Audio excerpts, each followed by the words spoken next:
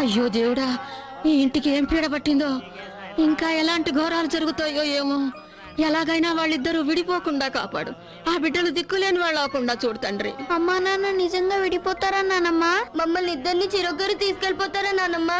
లేదమ్మా, లేదు, అలా ఎప్పటికీ జరగదమ్మా. పెద్దదానివి, నువ్వైనా చెప్పొచ్చు కదా. మనుషులు చేసేదానికైతే మనం చెప్పగలనరా, కానీ దేవుళ్ళు చేసేదానికి ఎవరు మాత్రం ఏం చేయగలరు? దేవుళ్ళేంటి? ఇదంతా నేను చేసిన తప్పురా. వాళ్ళిద్దరి బతుకు బాధ్యతని ఆ దేవుళ్లకు అప్పగించాను, కానీ దేవుళ్లకు నేను మొక్కిన మొక్కులు మాత్రం తీర్చలేకపోయాను. మొక్కులేంటి? మీ నాన్న చార్మినార్ దగ్గర ఎండలో కష్టపడుతూ చిన్న చిన్న పాత క్యాసెట్లు అమ్ముకునేవాడు. వాడి కష్టం చూసి నా కొడుకు ఏదైనా మంచి భవిష్యత్తు వస్తే వాణ్ణి కాణిపాకం వినాయకుడి దగ్గరికి పంపిస్తానని మొక్కుకుని ముడుపు కట్టాను.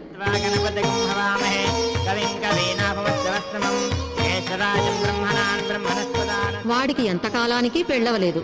ఏ పిల్ల వాడికి నచ్చడం లేదు. అసలు పెళ్లే వద్దన్నాడు. వాడా 3 ముళ్ళు వేస్తే దంపతులిద్దరిని పెళ్లిపీటల మీద నుంచే భద్రాద్రి సీతారాముల దర్శనానికి పంపిస్తానని మొక్కుకుని ముడుపు కట్టాను. శ్రీరామాయ నమః, ఓం సీతాపత్నే నమః, ఓం భద్రాద్రి నివాసినే నమః, ఓం అభయప్రదాయ నమః.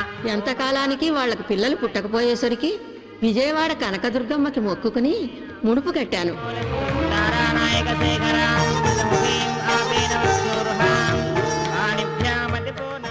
అప్పుడు భవానీవి నువ్వు పుట్టావు. ఒక పిల్ల పుట్టిన వెంటనే ఆపరేషన్ చేయించేసుకుంటానన్నాడు. అయ్యో, మా ఆయన మళ్ళీ పుట్టాలి స్వామి, ఎలాగైనా వాడి మనసు మారి మగపిల్లాడు పుడితే వాణ్ణి తిరుపతికి తీసుకొచ్చి పుట్టెంట్రికలు ఇప్పిస్తానని వెంకటేశ్వర స్వామికి మొక్కుకుని ముడుపు కట్టాను.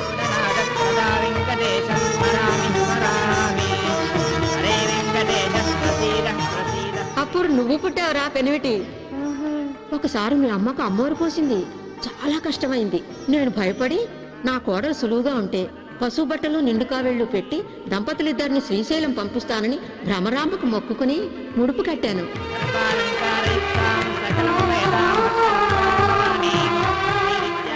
పెళ్లైన కొత్తలో వాళ్ళిద్దరూ కలిసి ఒక పెద్ద ఆల్బం చేశారు.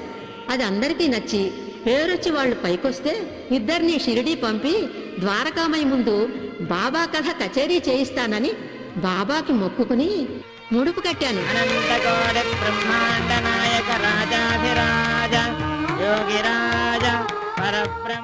ఒకసారి అయ్యప్ప దేవస్థానం భక్తులొచ్చి స్వామి పాటలు చేయమని అడిగారు.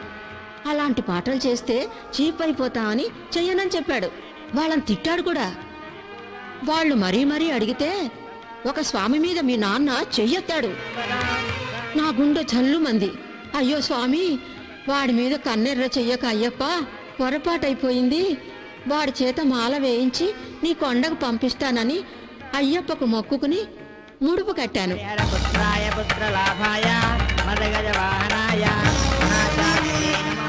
మొక్కులు తీర్చమని ఎన్నిసార్లు చెప్పినా ఏ ఒక్కరూ వినలేదు. ఈ మొక్కులు తీర్చే వరకు వాళ్ళిద్దరూ సంతోషంగా కలిసి ఉండలేరు. ఇదిగో పంతులు గారు, నేను ఊరెళ్తున్నాను. రోజు పూజ చేస్తూ ఉండండి. పిల్లల్ని జాగ్రత్తగా చూసుకోండి. ఏ ఊరెళ్తున్నానమ్మా? మన ఊరికేరా. అక్కడ మా తమ్ముడు లేడు, మీ మిలిటరీ తాతయ్య. అతన్ని తీసుకొస్తాను. అతను చెప్తేనే మీ అమ్మ నాన్న వింటారు. మీరు జాగ్రత్తగా ఉండండి. జాగ్రత్త. ఆరు తీసుకోండి అమ్మా.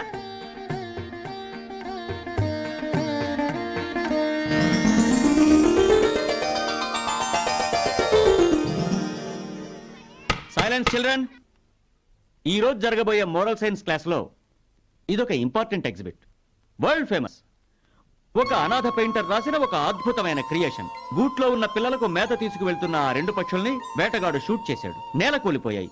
అది చూసి గూట్లో ఉన్న పిల్ల పక్షులు కేర్న ఏడ్చాయి. ఇంతలో వనదేవత ప్రత్యక్షమై ఆ 2 పక్షుల్ని తీసుకువెళ్లి హిమాలయ పర్వతాల్లో ఉన్న స్ప్రింకిల్ వాటర్ లో తడిపితే ప్రాణాలు నిలబడతాయని చెప్పింది. రెక్కలింకా ఆరకపోయినా, ఆకాశం అనుభవం లేకపోయినా, ఎముకల్లో ఎగిరే శక్తి లేకపోయినా ఆ లిటిల్ బర్డ్స్ తల్లి పక్షిని తండ్రి పక్షిని పుల్లన కరుచుకుని అమ్మా నాన్నల మీద ఉన్న ప్రేమనే శక్తిగా చేసుకుని ఆకాశానికి ఎగిరాయి. స్ప్రింకిల్ వాటర్ లో తడిపి తల్లిదండ్రుల్ని రక్షించుకున్నాయి ఆ లిటిల్ బర్డ్స్.